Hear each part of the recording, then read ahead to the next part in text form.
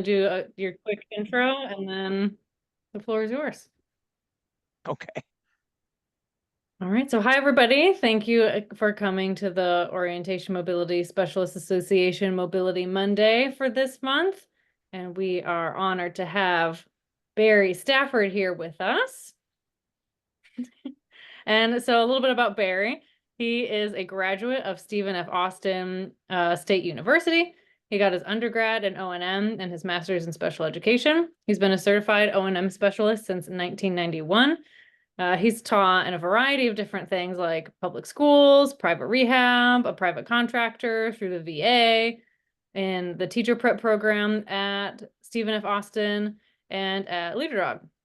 And his current position involves providing direct O&M services to LeaderDog clients in their homes throughout the United States and Canada, doing lots of speaking engagements and presenting at various conferences. So that is a little, and Barry is currently lives in Nacogdoches, is how you say it. Hey, nice job. Yes, well done. Thank you. I was a little bit nervous about pronouncing that correctly. So Nacogdoches, Texas. So I will give it away to Barry. Thanks, Barry. Awesome. Well, thank you for inviting me. I'm honored to speak to anybody about my profession. I'm certainly honored to speak among my peers. It's a true honor anytime we get the opportunity to do this. Um, and I have to say right up front that I'm here standing on the shoulders of giants. I'd thought about my professor who taught me O&M. My two professors were second generation O&Ms. They learned from the originators of the university programs, at least. So my professors, Bob Bryant and Bill Bryan, were some of the early instructors in the as far as the education field goes and the college level stuff.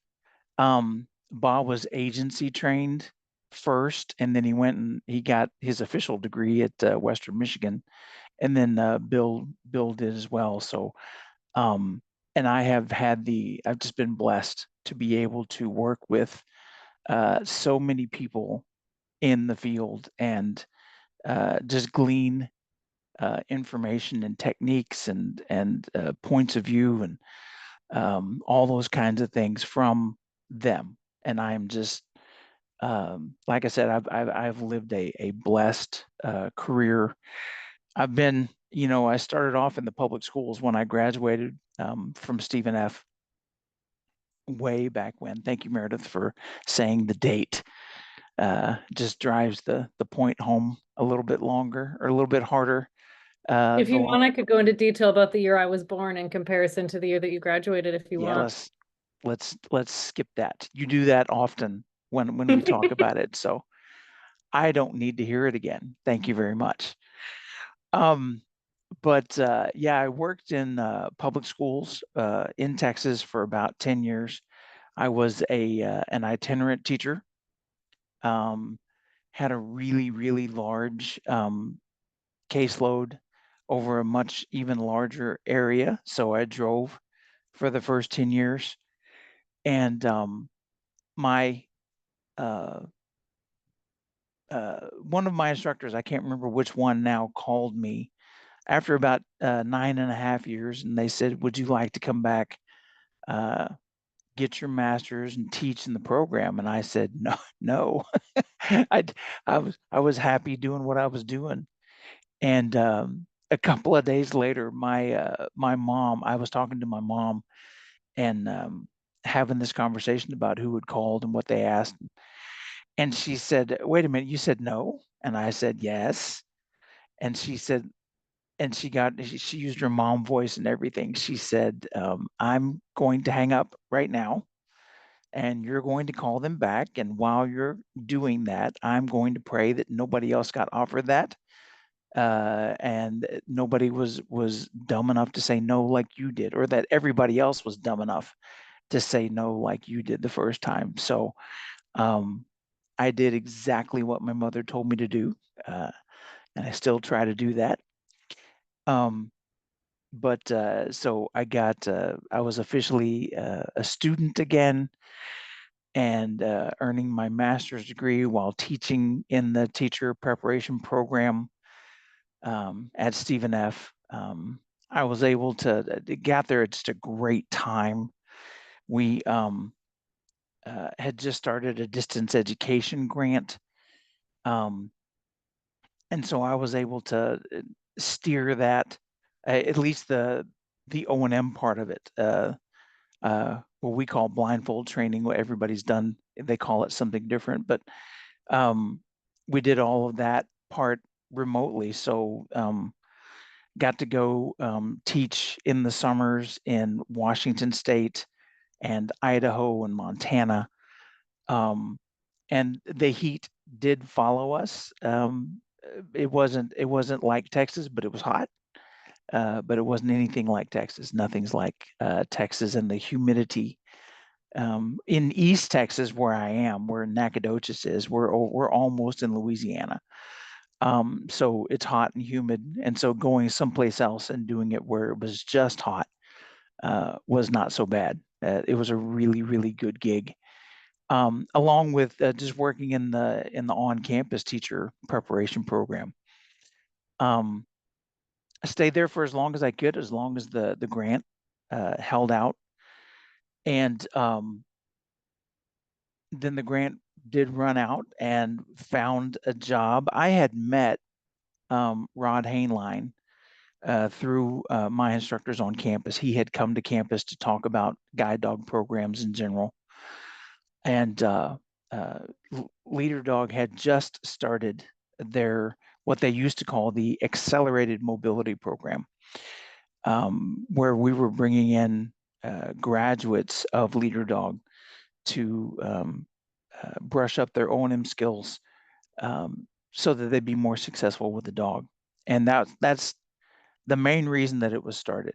It was self-serving, very much so. Um, and then we realized very quickly um, that we could and should serve a whole lot larger population. So anyway, I took that job, and I wasn't there at the beginning, but I was there, I mean, right after they turned the lights on. It was a really great time to be there. We did a lot of public relations, basically, with our own staff. Because at the time, this was early 2000s. Um, at the time, it was still very much a cane or dog. You don't need both. I know Leader Dog used to confiscate people's canes when they came in. They would come in and say, "You don't need that anymore. We're going to give you a dog." And so it was one way or the other. I'm sure a lot of you all remember that. But so we started uh, trying to change people's minds. And you know what? And I was before I got on campus, I was still very much of that mind as well. Like, why would you need both? Um, and so, uh, but the model was so great because we got to do O&M with individuals one-on-one like we all do, but we got to do it 5 days in a row, all day. And the biggest success, and I think the biggest success still, is our ability to do it on a day-to-day basis, on a day-by-day basis, every day for 4.5, almost 5 full days, instructional days. And where we get a lot of skills in, the thing that the area in which we see the most improvement is confidence level, because people get to do it. Oh, and they get that repetition that I know myself as an itinerant teacher, covering 12 or 15 counties or whatever I was doing. Um, I mean, I was seeing people, once a week, if I was lucky, 2 times, if I lived close enough, or if they lived close enough to my center. Um, and then, you had to get everybody else to buy in, getting the parents to buy in. And I was teaching teachers' aides and office staff and everybody how to remediate my students' skills. And then the way it's set up at LeaderDog is that we're able to do that every day. We can, we can immediately remediate, anything that they need practice on, and we can move on to the next thing and the next thing and the next thing. And Rochester Hills, where we're centered, I described it the other day as O&M utopia. Really, I mean, we've got just this fantastic, a mile from our building, we've got this lovely square residential area about what, Meredith? Probably 8 blocks square of just, I mean, like you couldn't plan it any better. To begin orientation mobility, everything's square. The sidewalks go all the way around the block. And then a block away is a busy downtown situation with lighted street crossings. Now it has the accessible pedestrian signals. And everything is just like right there. I mean, and other environments, you had to go to Detroit. You still do to get a train. And just what was it last month, Meredith? We got our very first bus route Yeah, in it just started running. like ever. The very Hmm. first bus going through our county at LeaderDog. And it goes right down Rochester Road, right by the campus. Is that correct? Yeah, It's we got just a stop put in front of campus. that's just fantastic. So anyway, that's the benefit of the program is that we can do almost everything that somebody needs, or at least get them lots of exposure to all the areas that somebody might need within a fairly short drive. The only thing we don't get, I mean, the bus is technically public transportation. We don't have a train. We've got to get down to Detroit, um, which is a day trip. Admittedly, it is a day trip. But there is a train there. It's an elevated, but it just goes in a circle around downtown Detroit. But it is it's still a train, and the techniques are still the same, so you can get the skills down. And so we did that. I did that for about 5 years, 4 years, and then Stephen F. Austin offered me a hard money position, and so I went back. Now I would say foolishly, but it was a really good opportunity to go back and work in the teacher preparation program, and ran it for a little while. I was not didn't do what I needed to do, honestly, to be awarded tenure. Apparently, I don't write very well. Um, it's still a little bit of my downfall, I'm told by people who review my paperwork. Um, Meredith is just now starting to start reviewing my paperwork, and so she hasn't had too many opportunities to edit yet, but she hasn't seen that much either. So with more opportunity will come more opportunity, I promise. But anyway, didn't get done what I needed to get done. That was all on my shoulders. Um, but uh, through fortunate or unfortunate events, however you want to look at it, I worked for the VA because I needed a job in O&M, and that was where I could find one. And did that for about 5 years, 5.5, and then went to. I was getting ready to, because I wasn't able to live at home. Unfortunately, there's no VA or Nacogdoches. Nacogdoches is the oldest town in Texas, and by God, we're gonna keep it that way, which is mostly a good thing, right? And I love the smaller town. It's not tiny, but it's not huge either. Um, I complain about traffic, and it takes me about 10 minutes to get from uh, one end of town to the other with traffic. Um, but anyway, worked for the VA and was getting a little burned out, honestly, with the big machine that is the VA. And I got to tell you, I loved working with the veterans. I loved hearing their stories. And it was still blind rehab. I'm still doing what I wanted to do, but wasn't at home. and didn't have the opportunity to do that. And so I had called up um, Erica, who was my she was my this is kind of a weird situation. She was my intern when I started at Leader Dog all those years ago, and then she's now running the program, or ran it for a long time, and now Meredith's doing that. Um, while Erica does other things, including oversee. I guess she's still our overseer or overlord or whatever you want to call her. She does those things. Um, if you don't know Erica, she's I call her Mary Poppins. She's got something in her bag for everybody and everything. And I emailed her off. I mean, after work hours, looking for some form that I needed because I couldn't find one stinking receipt to do my expense report, and it vanished. I don't know where it went. And Erica had it, sent it to me within like 5 minutes. Like but anyway, because she's such a good manager, that's why she does what she does.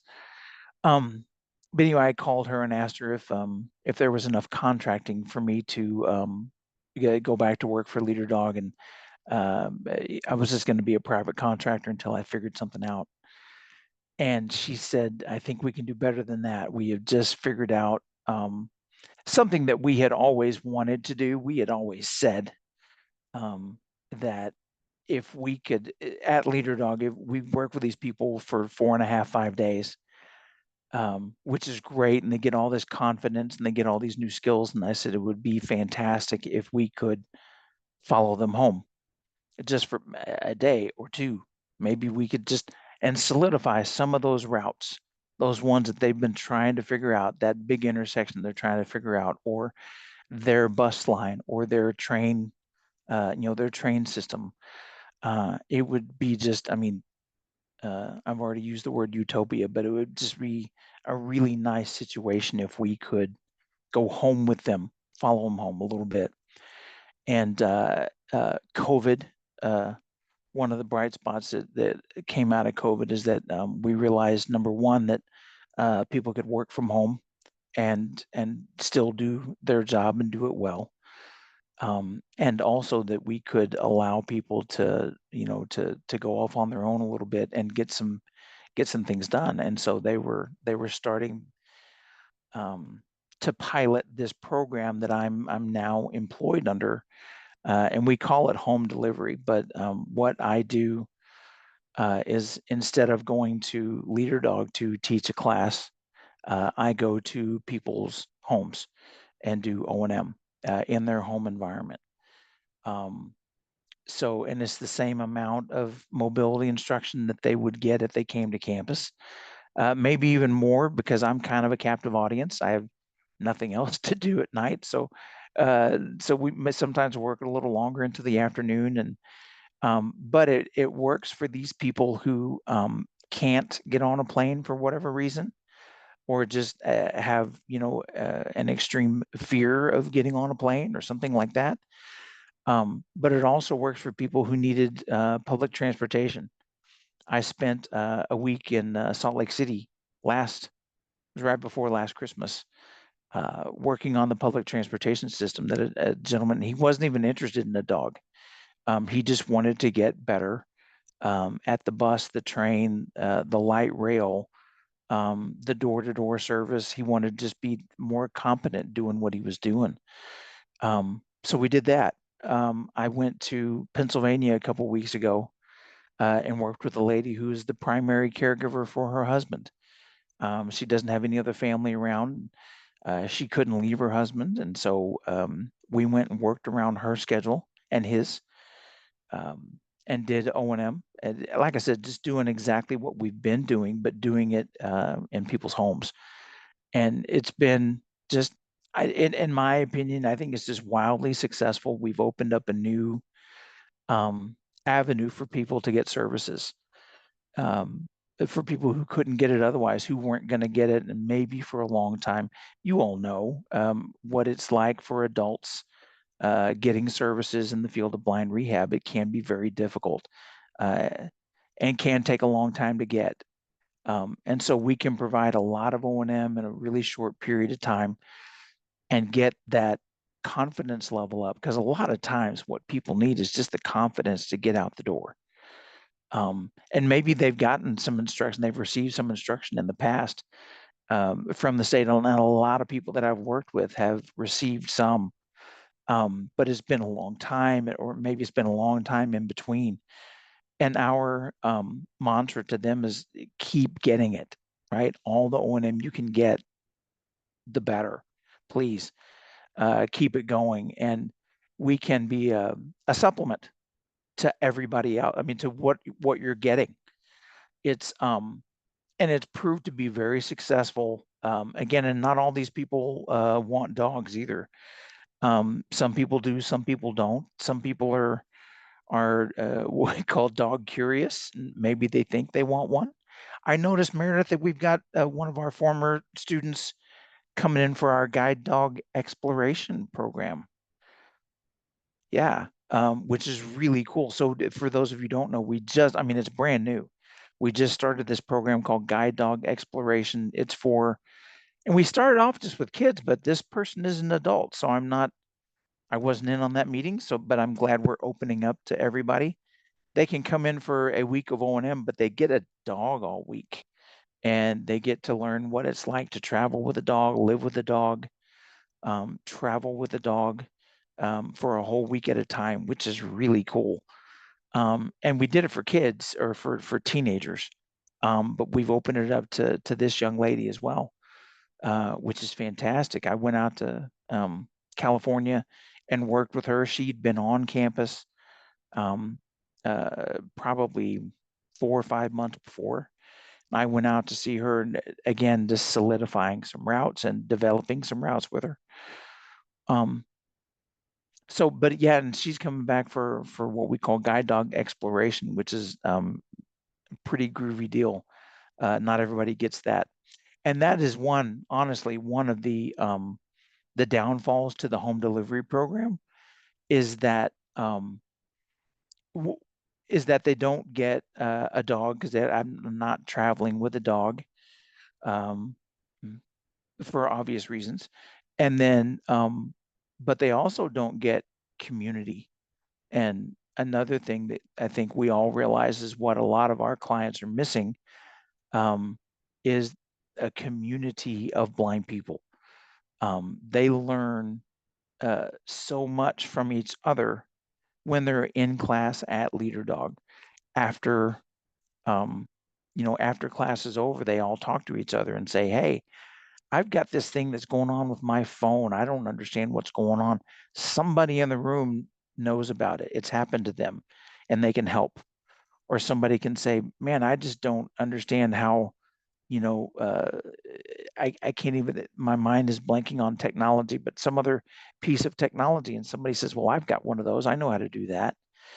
And it happens so often that they get that they gain a community of people, which they might not have had before. And it's just incredibly beneficial, and they don't get that. They just get me, which stinks. For 90% of that stinks. I believe I'm a decent mobility instructor, but I can't provide community for them, and I can't provide a dog for them if they're curious about that. So I failed to mention, I can talk like all night long. If anybody has any questions, I would welcome them. So anyway, what we're doing, so please feel free to ask questions. I'm happy to shut up. Barry, But I have a question. sure. Hey, it's Kristen Offlinger. I'm from the Seeing Eye. I think I worked with you at the VA a I while ago. it sounds really familiar, Christian. And I may have. Yeah, and we I might don't have done remember like what I a had for breakfast, so don't take it personal. no worries. I think we might have done like a Zoom call or something. Maybe we Um, did. but I love the community instruction aspect. I'm just wondering, how long do you typically spend with clients in their home area when you're out on the road? So I try to keep the same schedule that we would if they were on campus. Okay. So I'm usually there for 5 instructional days. So try to fly in on a Sunday and out on a Saturday and spend all week with them. Nice. Um, yeah, another benefit to my particular deal is that I get to make my own schedule as long as I make all the numbers. You know, we have projected goals and all that. So I've got a son that's still in school and he swims and plays water polo. And so I schedule around that. But still, yeah, 5 days is the answer, is the short answer to your question. Nice. Yeah, so we try to do exactly the same, unless the gentleman that I worked with in Wisconsin was a special case, and we only did 3 days with him. It was stamina and stability issues. We did about as much as he thought he could handle at the time, but it's generally 5. Okay, cool. Thanks. Yeah. Yeah, so a really interesting situation. I'm sure you did it, Kristen, at the VA, working with a rollator and a cane at the same time, which is just so cumbersome. It is so cumbersome, and I despise it. But if that's what you got, that's what you got. You know, if you need, and we talked all week long to the client. I said, you know, usually my number one rule of cane use is that if you're moving, it's moving. It's got to be moving if you're moving. But with a rollator, in my opinion, the number one rule is the client must remain upright. It doesn't, the rest of it doesn't matter if we're not still standing up when we're done. So the rollator is number one. If you're using it for balance, which he was, that's the number one goal, is for you to be upright when we're done. And then we talked about different ways to hold the cane. You know, you can use the pencil grip, and you can put it under that front bar, over that front bar, outside. It's just so cumbersome. But typically, people who are walking with rollators or walkers aren't moving terribly fast.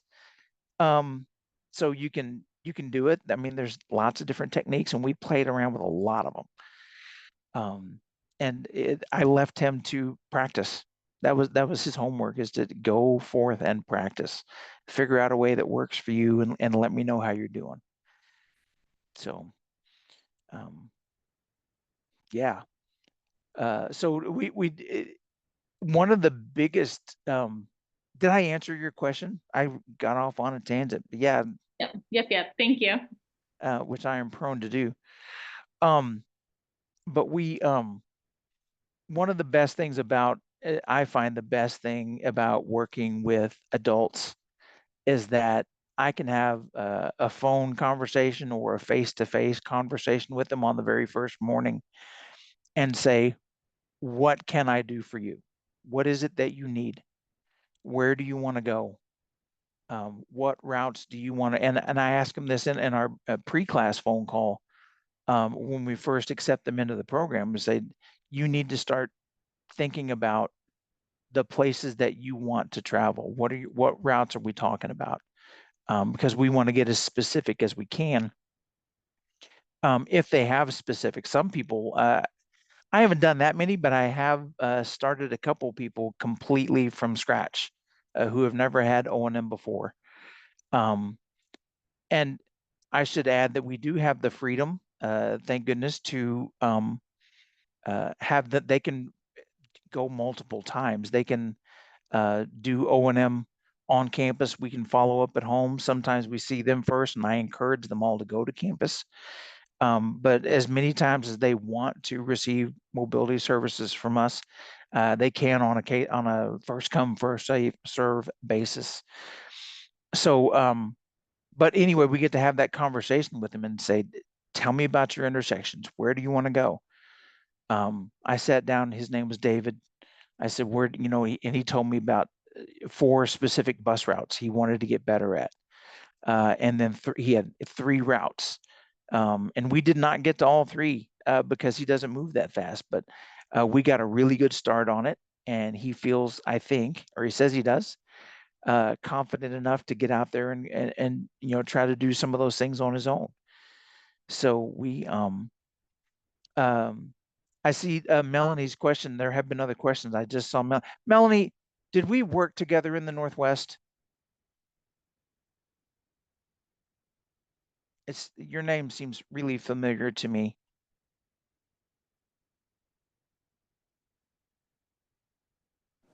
I'm sorry. I was wondering when you spoke about Stephen F. Austin, if you worked with Ailey Schaefer. Oh, yes. Yes. Okay, Yeah. so Ailey, I live in Great Falls, Montana. Yes. Great Falls. Yes, and so Ailey and I taught one summer. Yes, you did. I knew I recognized, unless there was another Melanie Bush mobility instructor out there. I thought maybe that was you. Yes, That's and so I that's a fun connection from what, almost 10 years or 20 years ago. I'm not sure, but let's not do the anyway. math. No, so that's the connection, I think. Yeah. Yes, Ailey. Yeah, we hired contracted with Ailey first and then hired her, and she, basically ran the program out in the Northwest for us. Okay. Yeah, yeah. So I'm currently the only one at Leader Dog that's doing the in-home. Um, Although I have encouraged my supervisors to we have what, Meredith, we have 6 mobility instructors on campus now. Is it 6? I mean, that are working in the O&M program, maybe Yes. 6. 5, 6 if you include myself. Yeah, 6, and So, then we yeah. got at least 4 others that are certified O&M instructors that are doing other jobs. Yeah. But anyway, I have encouraged everybody who will listen, for everybody on staff to be able to do this, because honestly, this makes me a better instructor. When I went to La Crosse, Wisconsin, the place I'd never been, I did not have O&M Utopia to work with there at Leader Dog. I had to go and search out all of those routes, not all of them, because my client came up with a bunch, but instructional areas, intersections, all those things I have to look at with fresh eyes. I can go to Rochester, honestly, and teach almost on autopilot as far as where to go, because everybody's different and deserves the equal attention. But as far as picking out routes and picking out training areas, it's easy for me there. But going someplace new, Mechanicsburg, Pennsylvania, I've never been there before. I rely so much on other people, um, or the clients, but I also, I use Google Earth a lot, but Google Earth doesn't tell you everything you want to know. I can look at a neighborhood and tell that there is sidewalk that goes all the way around, but I can't get close enough to tell what kind of condition it's in, those kind of things. So everything I do, everywhere I go, is with a fresh eye, uh, and an open mind. And I have to ask for help, which is good, to ask to seek assistance from other people. And a lot of times our clients are the best avenue for that, because they know the area. Maybe they need to know the skills to get around in that area, but they, like the lady in Pennsylvania, had lived in the same house for 53 years, um, and knew her area I mean, she was really, really good with orientation, just needed some help with some cane skills, some brush up stuff. So another long answer to your question, I am the only one currently whose main job is to go on the road. But I'm encouraging, and we do that. Our mobility instructors on campus are making basically day trips, although they've taken a couple of overnight trips to see people that were within driving distance. But it's good to hop on a plane and go someplace you've never been and figure things out. It really, I believe it's been a breath of fresh air to me. It helps me to be a much better instructor. I can't do anything on autopilot. I have to go look at everything. So, yeah, great question. Nice to see you, Melanie. Any other questions?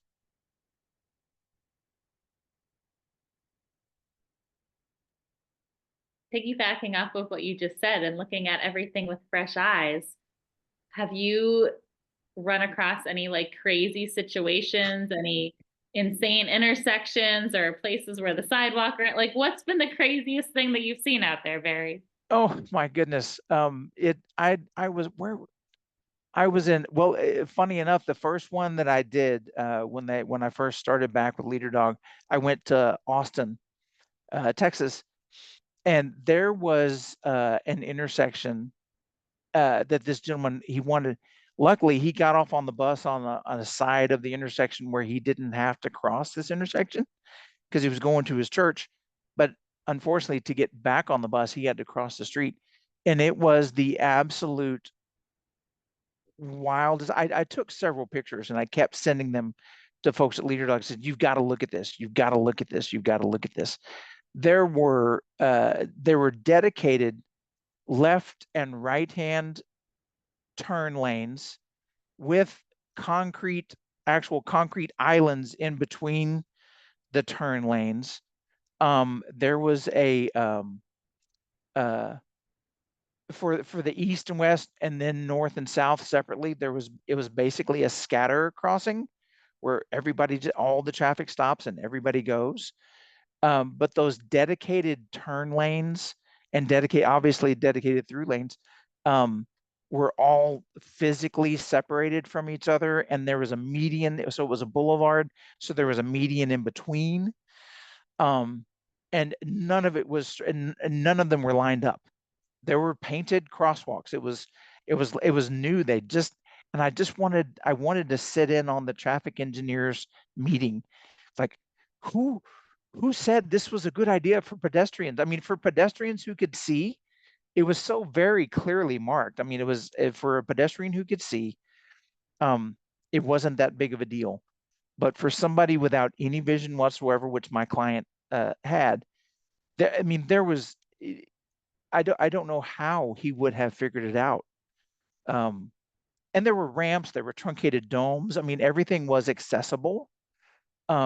But I mean, you could have, your clothes would go out of style before you figured out how to get across that street. And locate the bus stop on the other side. It was just that. And of course, roundabouts, roundabouts and how they design all of them differently and where to put the crosswalks and how to mark them. And then I haven't crossed one of these yet, but I've driven through plenty of them. The divergent diamonds. Have you guys seen these things? They're just visually, they're a nightmare. The first one I drove up on, I didn't know what was happening. I didn't know they even existed. I think it was in Meredith, that one on the way to the mall there in our area. The first time we drove through it, I was like, because I wasn't driving, I was riding. I was like, what is happening? Why are we going across to the other side of the road? I haven't had to get across one of those yet, thankfully. So somebody asked the solution to the Austin problem was a lot of repetition, just over and over and over again. Lots of constant contact, cane technique, because it was very nice with the tactile markings. But it was, I mean, honestly, some of it was a little bit of memorization. He had to know, he had to turn at certain angles to go find the next crosswalk, or he could go straight to the curb and then, turn and do a reverse trail off of the edge of the curb to locate the ramp or the curb cut. So we did a little bit of both, and it turned out walking in a straight line, which I'm a huge proponent of. Walking in a straight line for as long as you can worked better for him. The first crossing, we ran into a curb. He found the curb cut. He had to make a turn. I think he had to go back to the right. And then to get to the next one, he had to go back to the left. And then I can't even remember. But we did as much straight line travel as we could to get him across. And there were push button signals. There were accessible pedestrian signals, but they weren't audible. Nor did they make any, they didn't even have the locator noise. So if you didn't know they were there, you wouldn't know they were there if you couldn't see them. So it was a mess. It was a mess. And it was by far, Kristen, the wildest thing I've ever seen. If I could remember it, and I could probably look it up, if I can figure out or remember the intersection, you can go look at it on Google Earth. I mean, it's daunting. Yeah.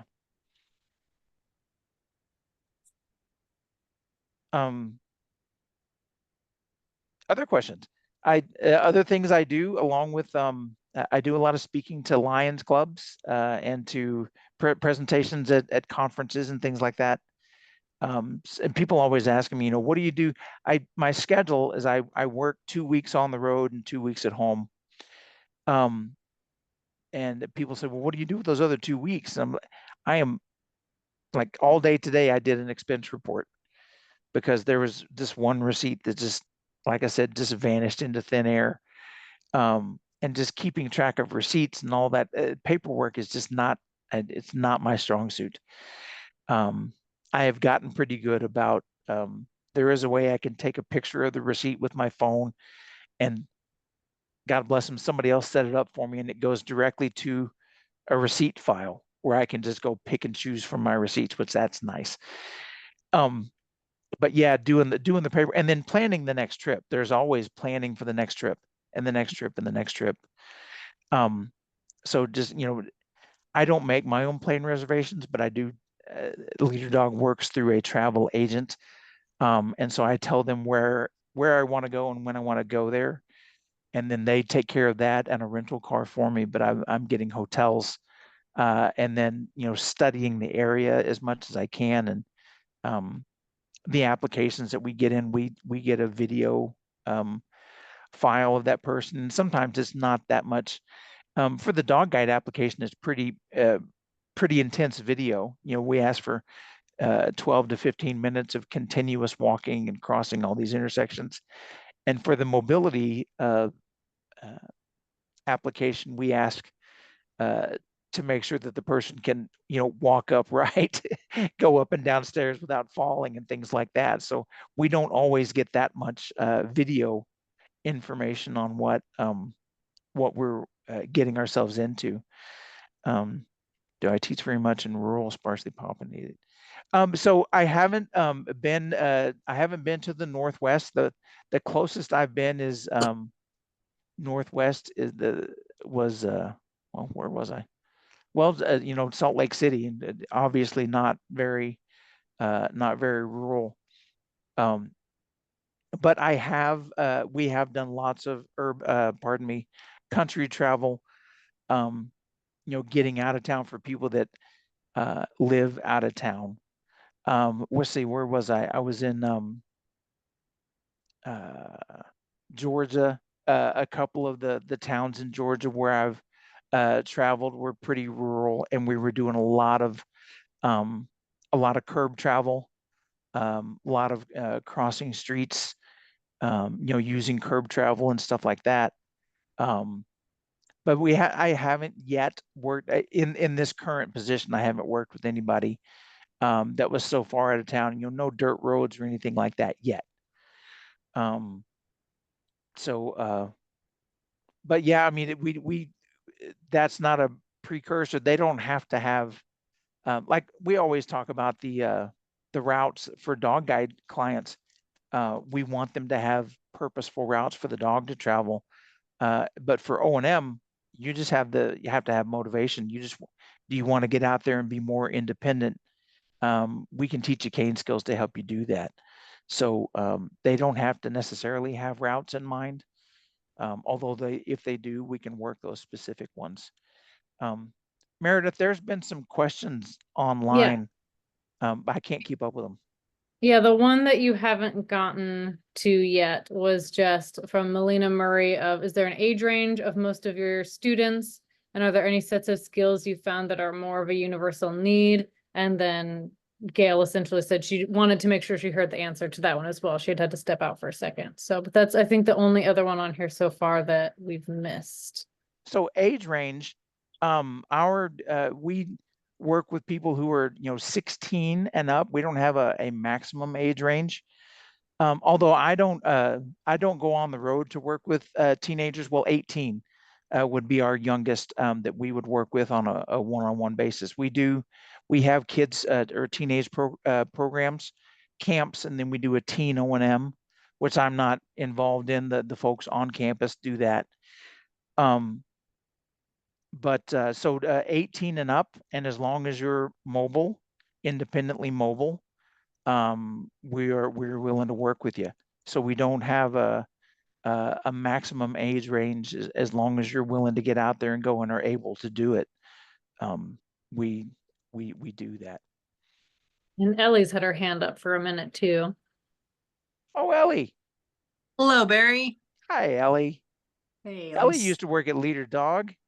I did, and I just wanted to say, you know, those are good times, and I really appreciate the model. And I still, you know, I'm working, doing field work, so to speak, itinerant work around Colorado and beyond. But I just wanted to comment to Leader Dog and you specifically, Barry, just how wonderful of a resource it is to have the accelerated mobility program, because with the shortages in our field, you know, even a place that is considered metropolitan and well stocked of O&M, such as Colorado, the Denver metro area, we're scrambling. And there's lots of times where somebody will say, you know, I'm not a veteran, I'm not a school student, I can't get services, I can't get students' services. What are my options? And it's go to Leader Dog. So thank you guys for doing what you do there. And my question is, on campus particularly, but it would be a great benefit for what you're doing in the field. Are you having apprentices or the practicum students, the O&M university students tag along with you at all? So excellent question. And I would first say that it is a fantastic deal that we get to do this, right? It is. And being able to do it, you know, in people's homes is just, like I said, another avenue for people to get services. And we're so happy to do it, and I'm happy to do it. So we do take apprentices and interns and all that kind of stuff on campus. We haven't even discussed having people come with me in the field or hook up while we're out in the field, which would be a great idea, though. That's Meredith, are you taking notes? Things to do for Barry in the field. No, honestly, that's a fantastic idea. It is to get people, you know, practicum, because we know it as few of us as there are, practicum hours and internship hours are getting harder and harder for people to find. It's really difficult. Yeah, absolutely. I've got 2 interns right now and just finding time, but if they could take a week off of their life to just shadow you wherever, or if you have a way of being like, where's Barry next week and link up, that would be cool. Yeah. You know, refer some folks to Colorado. Can you see me winking? It looks like I'm having a seizure, but yeah, refer some folks. We would love to come to Colorado. Do you know Megan Broussard? They're in Colorado. She works for the state. I keep telling her the same thing. I got to work with one person from Colorado since I started back, way down in southern Colorado. I get a lot of requests from Western Kansas, excuse me, and that's 7 hours for me. But yeah, those are the people that I'm like, go to Leader Dog. You know, you're one person way out where it's not lucrative.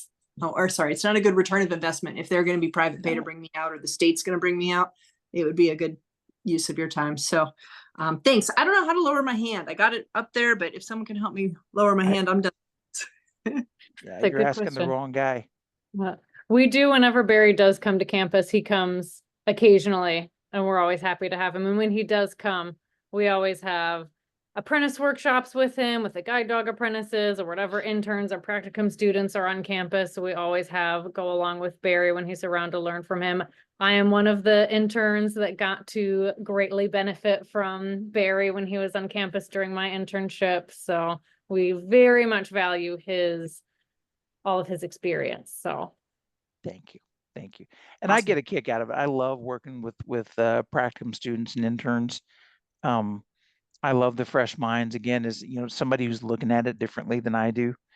And I also love doing what I do. And so I think for all of us, and it kind of modeled my teaching after this, is that what we need in our field is you don't want to do the thing, obviously, that, I mean, if we wanted to make more money, we wouldn't be in this field, right? None of us is out here getting rich, but you want people in the field who love doing what they do, because that translates, right? If you don't love doing what you do, that translates as well.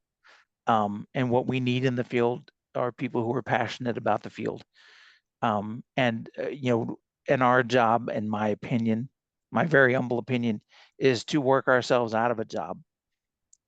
Whether it's with practicum or internship people, or with our clients, and with our clients, I should say as well. We want to get them to the point where they don't need us.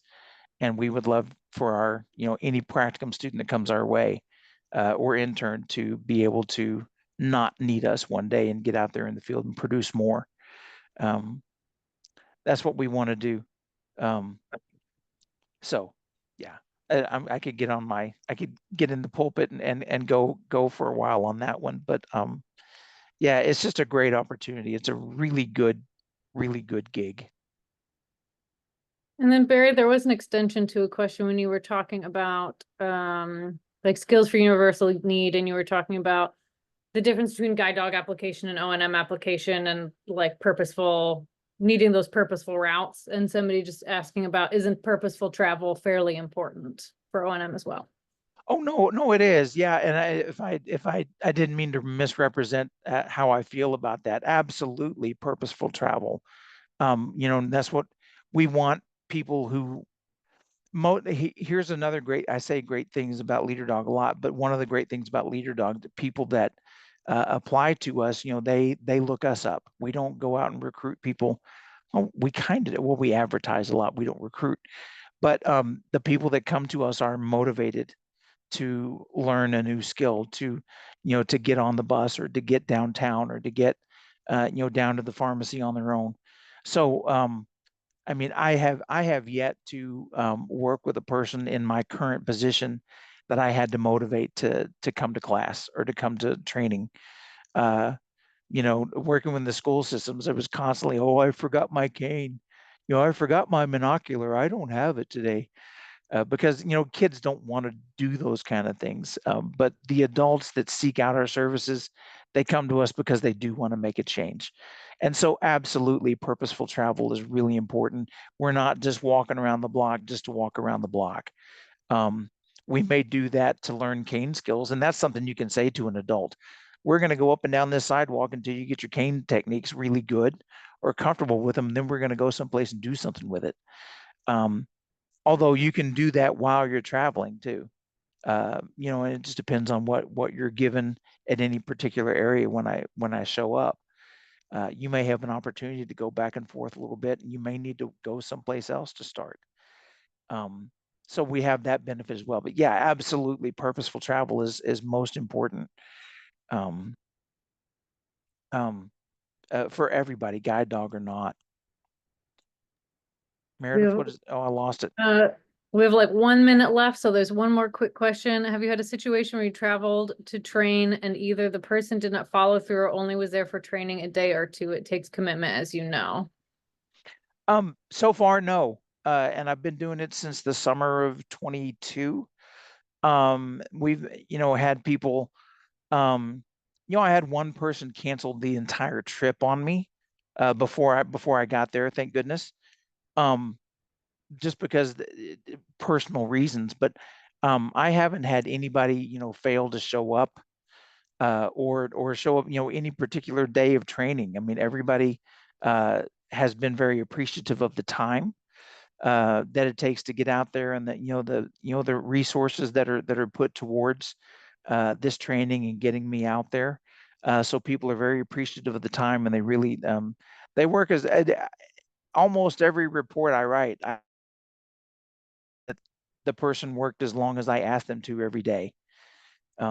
So I mean, we could just about everybody I've worked with. So I haven't experienced that yet.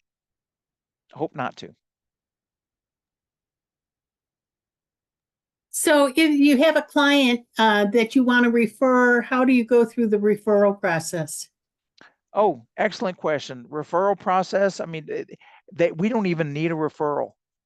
they can go online and apply at LeaderDog. There's the O&M application is there online.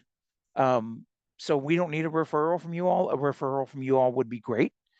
Meredith just put it up. And it's now in Spanish as well. We are offering O&M in Spanish, which is something new for us, and for folks who are deafblind. So we have instructors, one instructor for sure who is fluent in ASL, who's going to start off doing that with us, but it's not going to keep us from others doing it. We're going to be contracting with interpreters for those of us who aren't fluent in Spanish or ASL to help us out with that. We're not going to deny anybody because we can't speak their language. So so the application is right there online. And if they have trouble filling it, it's supposed to be completely accessible. Everybody says it is. I'm not blind. I don't have to access it that way, so I can't say for sure, but I've been told that it is. But our client services people are happy to help people get things filled out one way or the other. So the app and everything's, I should say, if you don't already know, everything at LeaderDog is completely free. We don't charge anybody anything unless they buy something at the gift shop.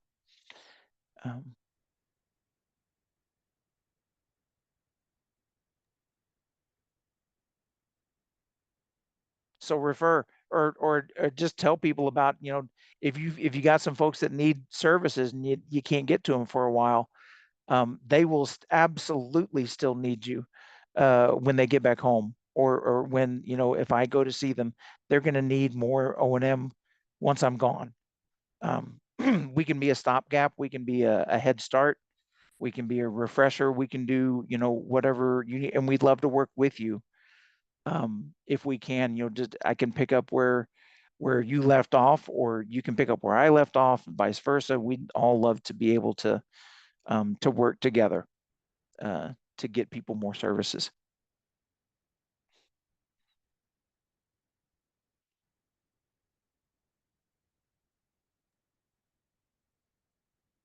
So thank you Thanks so guys. much, Bailey. Oh, go ahead. Go ahead. Oh, I'm sorry. I missed what you said. I was just thanking you for doing this. So what'd you say? I was thanking you. Oh, well. Yeah.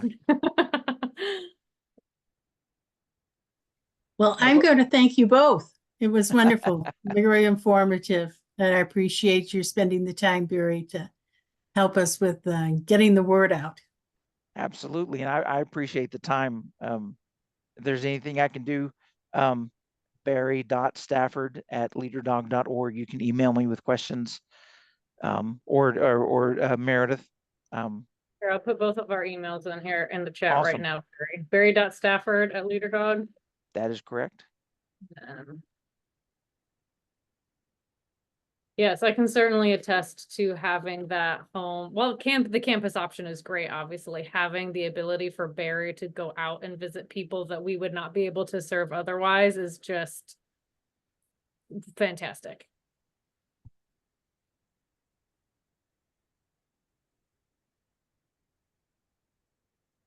Well, great. Cool. Thanks for having me. Thanks for asking. You know me, I can talk.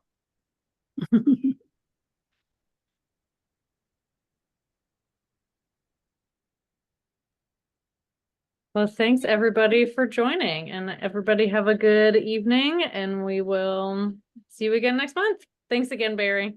You bet. Bye, Thank you all. thanks. Goodbye.